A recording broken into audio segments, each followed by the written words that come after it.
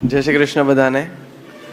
Thank you Kanji દાદા, તમે મને અહીંયા ઇન્વાઇટ કર્યો બોલવા માટે. એન્ડ બધાને હું તો પહેલી વાર આવી રીતના સ્પીચ આપવા આવ્યો છું, પહેલાં ક્યારે આપી નથી, એટલે ભૂલચૂક થાય તો માફ કરજો બોલવામાં. તો મેં મારી કોલેજ સુરતથી જ કરી, મેં BBA કર્યું ઓરો યુનિવર્સિટીમાં, અને સાથે સાથે મેં મારી બિઝનેસની પણ ટ્રેનિંગ લીધી. એટલે સવારે 8 થી 12 કોલેજ જતો અને 12 થી 6 ઓફિસ આવતો, એવી રીતના મારો શેડ્યુલ હતો. મારે બહાર ભણવા જવું નહોતું. મારે અહીંયાથી જ એટલા અનુભવી માણસો છે, દાદાજી છે, કાનજી દાદા છે, તો અહીંયાથી જ મારે એટલા બધા મોટિવેશનલ માણસો છે, તો મારે હું કામ બહાર જાઉં, એટલે હું અહીંયા જ રહ્યો. પછી અમારા ફેમિલીમાં એક રૂલ છે કે તમે બિઝનેસમાં આવો, તમને એક પોઝિશન મળે ને, તો એની પહેલાં તમારે ભાઈએ કીધું એમ એક વનવાસમાં જવાનું હોય. આ એકચ્યુઅલી હતો 30 દિવસનો, પણ હવે 45 ડેઝનો કરી નાખ્યો, થોડુંક અઘરું કર્યું.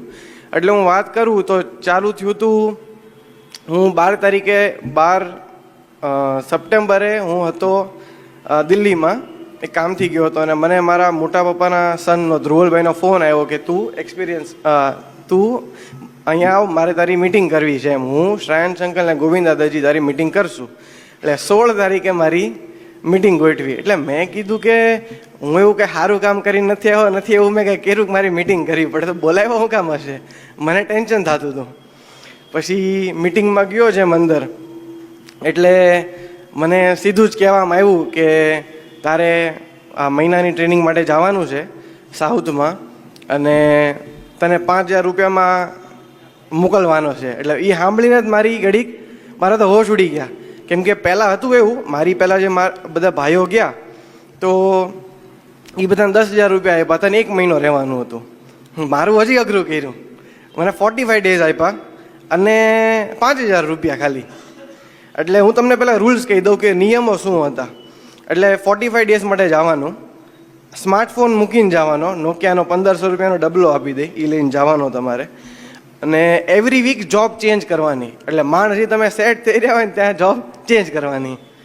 પછી ત્યાં તમારો કોઈ રેફરન્સ ન હોય. હું ધ્રુવ ધોળકિયાની ધ્રુવ પટેલ બનીને ગયો હતો, આધાર કાર્ડ આઈડેન્ટિટી આખી ચેન્જ. ત્યાં કોઈને કહેવાનું નહીં કે હું કોનો છોકરો છું, હું એમ કાંઈ જ નહીં કહેવાનું. પછી ઘરે તમે કોઈને વાત ન કરી શકો. એટલે હું ગયો ને એની પહેલાં અર્જુન દાદાજીને મળવા ગયો હતો કે દાદાજી હું જાઉં છું, ગોવિંદ દાદાજીએ કીધું છે આ એક્સપિરિયન્સ કરવા જવાનો. પણ એને એમ નહોતું કીધું કે આવાળો વનવાસમાં જાઉં છું. મેં એમ કીધું હતું કે 40 દિવસનો કોર્સ છે અમેરિકામાં. હવે ત્યાં નિયમ એવો છે, ફોન નથી વાપરવા દેતા, એટલે તમારે વાત નહીં કરી શકું કે આવો કેવો કોર્સ છે. મેં કીધું છે દાદાજી હવે હું પતે ને એટલે તમને ફોન કરીશ, કે વાંધો નહીં. એટલે ઘરે કોઈને જ નહોતી ખબર, ખાલી ગોવિંદ દાદાજીને ખબર હતી, અંકલ ને ભાઈ અને મારા પપ્પાને, એટલા 4 જણને ખબર હતી. પછી નિયમ એ હતો કે તમારે લોકલ ટ્રેનમાં જવાનું. આજ લગીને હું લોકલ ટ્રેનમાં ક્યારેય બેઠો નહોતો, અને હજી લોકેશન કહી ન દે કે તમારે ક્યાં જવાનું છે. તમને એમ કહે કે તમને સ્ટેશન ઉપર તમે જાઓ ને ત્યારે તમને કહેવામાં આવશે, ત્યારે ખબર પડશે. એટલે પહેલાં તો બધી તૈયારી કરી લીધી, એટલે 200-100 રૂપિયાના શર્ટ લારી ઉપર જઈને લઈ આવ્યા, અને થોડુંક આમ ઓલું નોર્મલ દેખાવું પડે, વાળ એટલા મિલિટરી કટ કરાવી નાખ્યા. પછી જવાનો વારો આવ્યો, એટલે બેકપેક કરીને સવારે 11 વાગ્યાની મારી ટ્રેન હતી. મને એટલું કીધું, નકર જો મને પહેલાં લોકેશન કીધું તો હું બધું રિસર્ચ કરી રાખું ને, ક્યાં જોબ કરીશ, હું કરીશ બધું. પછી ચાલુ થયું, મને એક ડબ્બો આપ્યો જેમાં મારો 1500 રૂપિયાનો ઓલો ફોન હતો ડબલો, અને એમાં ટિકિટ હતી. જોયું તો કોઝીકોડે કેલિકટ, એટલે ટાયર 3 સિટી કહેવાય, કેરલામાં આવી, કેરલા સ્ટેટમાં કોઝીકોડે. અને પછી 25 કલાકની જર્ની હતી મારી.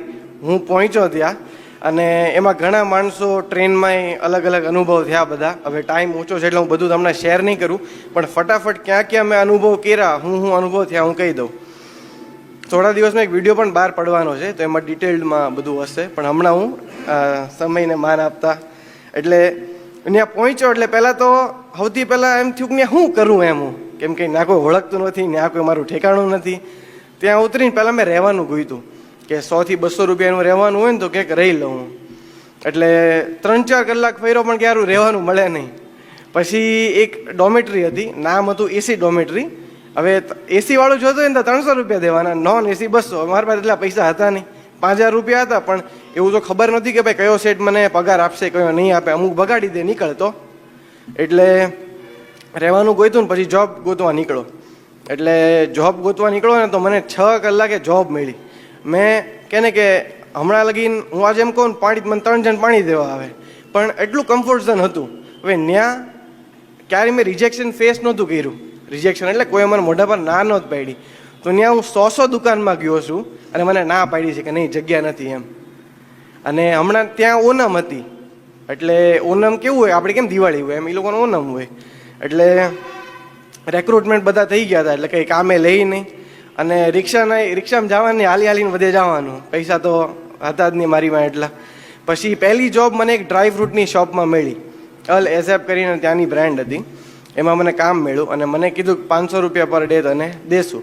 મેં કીધું વાંધો નહીં. હવે ત્યાં મારું કામ શું હતું, મને કીધું નેક્સ્ટ ડે મોર્નિંગ તું 10 વાગે આવી જાય. એટલે હું ત્યાં પહોંચી ગયો ટાઈમે, અને મારું 2 કલાક કામ જોઈને સેટને બહુ સારું લાગ્યું. એટલે મને સેટ કહે હવે હું તને મોલમાં શિફ્ટ કરું છું, તને ઇંગ્લિશ ને એવું બધું સારું બોલતા આવડે છે એટલે. તો મને મોલમાં શિફ્ટ કર્યો. હવે મારો ત્યાં રોલ શું હતો, 2 કામ હતું, એક સેલ્સમેનનો અને એક ક્લીનરનો. એટલે મારે સૌથી પહેલાં જવાનું, કચરા પોતા કરવાના, પોતું મારવાનું, ઝાડુ ને બધું કરવાનું, અને પછી હાથ મોઢું ધોઈને ગ્લવ્સ પહેરીને પાછું સેલ્સમેનનો રોલ પ્લે કરવાનો. પછી આ મારી જોબ પતી એટલે મેં એવી રીતના 1 વીક થઈ ગયો. એટલે મને ભાઈનો, અને હા ડેઈલી રાતે અપડેટ કરી દેવાનો ભાઈને કે હું અહીંયા જોબ કરું છું અને હું સેફ છું. પછી એ જોબ છોડી, અને એ તો ઓલા લોકો કે તું કેમ જોબ છોડીશું એમ, તું જઈશ તો અમને નુકસાન જાય. મેં કીધું પણ હવે તમે કાંક તો બહાનું દેવું. એટલે મેં કીધું મને બીજે કંઈક સારી પગાર મળે છે એટલે હું છોડીને જાઉં છું. એટલે ગમે એમ કરીને ત્યાંથી છૂટો થયો. બીજી જોબ ગોતી. બીજી જોબ મને એક કેફેમાં મળી, એક વેઇટર તરીકે મેં કામ કર્યું. એમાં બી મને પર ડે 500 રૂપિયા હતા, એટલે મહિનાના 15,000 કીધા હતા. એ સેટે એમ કીધું હતું હું તને રોજ પૈસા ન આપી શકું. હવે હું એને એમ કહું 1 વીક માટે જ રહેવાનું છું તો મને કામે જ ન રાખે. એટલે એમ જ કહેવાનું કે હું તો અહીંયા સેટ થવા આવ્યો છું. તો બધાને એમ થતું હતું ગુજરાતથી અહીંયા શું કામ આવ્યો એમ. મેં કીધું હવે મારા ઘરે પરિસ્થિતિ ખરાબ હતી અને મને સાઉથ ઇન્ડિયા બહુ વધારે ગમે એમ, અહીંયા માણસો બહુ સારા. એટલે ઓલાને એકવાર આમ સ્માઇલ થાય ને એ બહાર મને કામે રાખી લે એમ, એટલે સારું કહેવાય જાય એમ. પછી ત્યાં કામ કર્યું. એટલે ત્યાં કચરા પોતા કરવાના અને ત્યાં બધું ખાવાનું સર્વ કરવાનું. ભગવાનને તો ત્યાં રોજ માફી માંગતો, પણ ત્યાં નોનવેજ એ ફૂડ સર્વ કરવું પડતું, કેમ કે અહીંયાની જેવું થતું નહીં. બધું કરવું પડે ત્યાં, તો જે કે બધું કરવું પડે, કોકનું હેઠું ઉપાડવું પડે, ખાવાનું બધું સાફ કરવું પડે. પછી એ જોબ પડી. પછી એ જોબ છોડીને ત્યારે એમ એ સેટ થોડાક વધારે ડેન્જર હતા. મેં કીધું આને હું કહીશ આ મને પગાર નહીં આપે.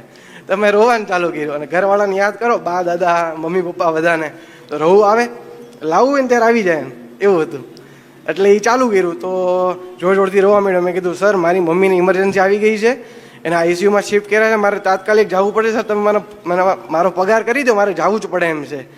એટલે એણે મને પછી પૈસા આપીને જવા દીધો. એટલે એની પોતાની બહુ મોટી સ્ટોરી છે, અગેન વિડીયોમાં આવશે. મને અસિસ્ટન્ટ મેનેજર બનાવી દીધો હતો અને 4 જ દિવસમાં અસિસ્ટન્ટ મેનેજર મને બનાવ્યો હતો એ લોકોએ. પછી એ જોબ પતી. એટલે પછી છે ને પ્રોબ્લેમ એ થતો હતો કે 50-60 દુકાનમાં હું જાતો પણ કામે ન રાખતા. શું કામ, તો બહુ વધારે ધોળો હતો ને એટલે હવે ત્યાં બધા વધારે કાળા. અને ત્યાં પ્રોબ્લેમ થાય, આને એમ લાગે કે આ ક્યાંકથી ભાગીને આવ્યો છે, નોર્થ સાઈડ ક્યાંકથી આવ્યો છે અને અહીંયા કામ કરવા આવ્યો છે એમ, એટલે બધાને બીક લાગે. મેં કીધું કાંક તો કરવું જોઈએ, આ સારું મજા નથી આવતી. તો ગોવિંદાએ એવું કીધું હતું મને કે છે ને 5મા કે 6ઠા વીકમાં ધંધો કરવાનો. આ 6 વીકના વનવાસમાં તમારે એકવાર ધંધો કરવાનો, 1 વીક. એટલે મેં કીધું હું ધંધો વહેલો કરી લો. એટલે પછી મેં છે ને એવું કર્યું કે 3જા વીકમાં મેં ફૂટપાથ ઉપર બેન લીંબુ શરબત વેચ્યું છે. ત્યાં ગરમી બહુ પડે એટલે માણસોને તરસ બહુ લાગે, ઠંડી પીણી બહુ પીવે. એટલે મેં કીધું છે ને લીંબુ શરબત વેચ્યું. એટલે રૂમમાં, અને એવું નહીં ગમે એ પાણીથી, ફિલ્ટર, હું જ્યાં રહેતો ત્યાં ફિલ્ટરનું પાણી મળતું, એટલે એ લઈને રૂમમાં જ લીંબુ શરબત બનાવતો. અને આવડતું નહીં પણ હું અહીંયા ઘરે જ્યારે કંઈ બી રમીને આવીએ ને જીમ બીમથી મહારાજને કહેતો, એટલે આમ કિચનમાં ઊભા મહારાજ બનાવતા, એટલે જોયું હોય કાંઈ બહુ આઈડિયા હતો નહીં એમ, પણ બની ગયું ને સારું બન્યું. એટલે પછી નીકળતો, બનાવીને દોડીને માર્કેટમાં જતો, 2 કિલોમીટર નોન સ્ટોપ દોડતો, પાછો આવતો, કેમ કે પછી ઓલો બરફ હોય ઓગળી જાય ને, બરફ લેવા જવો પડતો. પછી આવીને ફૂટપાથ ઉપર અને 20 રૂપિયાનો ગ્લાસ વેચતો. પછી 1 વીક કર્યો અને એટલો કાળો થઈ ગયો ને કે તમે લોકો અહીંયા બેઠા હોય ને તો કોઈ ઓળખી ન શકો, એટલો કાળો થઈ ગયો. હું કાચમાં છું તો હું મારી જાતને ઓળખી શકતો નહોતો. ચામડી બળી ગઈ હતી, કેમ કે 45 ડિગ્રી 50 ડિગ્રી હતી, 50 ડિગ્રી હતી ત્યાં, એટલું ગરમ એમ.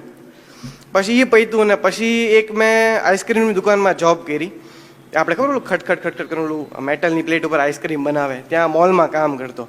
હવે સૌથી ખતરનાક માહોલ આવ્યો, જે મોડ આવ્યો મારા લાઈફમાં. વિચાર્યું નહોતું, કમ્ફર્ટ ઝોનમાં આવી ગયો તો, રહેવાનું સારું મળી ગયું હતું, બધું રેડી હતું. ત્યાં નિપા વાયરસ આવ્યો, તમે કદાચ સાંભળ્યું હોય નિપા વાયરસ. આપણે કેમ કોરોના છે એ તો બેટમાંથી આવ્યો, હું ચામાચીડિયામાંથી આવેલો. એટલે નિપા વાયરસ કેવો કે કોરોનાને તો તમે ટ્રીટ કરી શકો, દવા લઈ શકો. નિપા વાયરસ થાય ને તો તમે ઓલમોસ્ટ ભગવાન પાસે જ જાઓ એમ, એવી સિચ્યુએશન. અને કેરલાની હિસ્ટ્રી એવી કે કોરોના સૌથી પહેલાં ત્યાં જ આવ્યો હતો.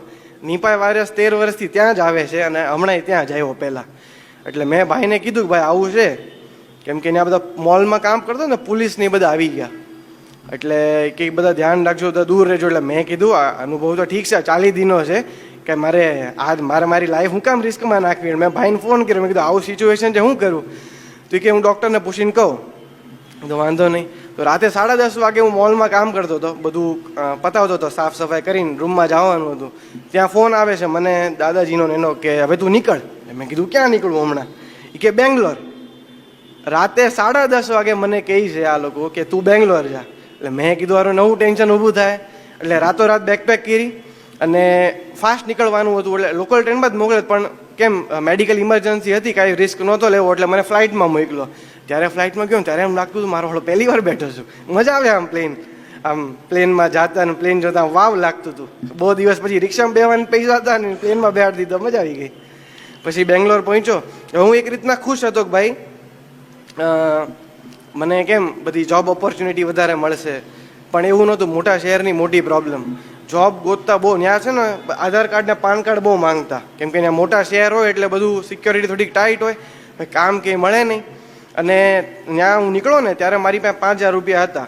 હવે એમ તો 6,000 હતા, પણ 1,000 રૂપિયા મારા જે સેટ જે હું જ્યાં રહેતો ને 1,000 રૂપિયા ડિપોઝિટ હતા, 5,000 મારી પાસે હતા.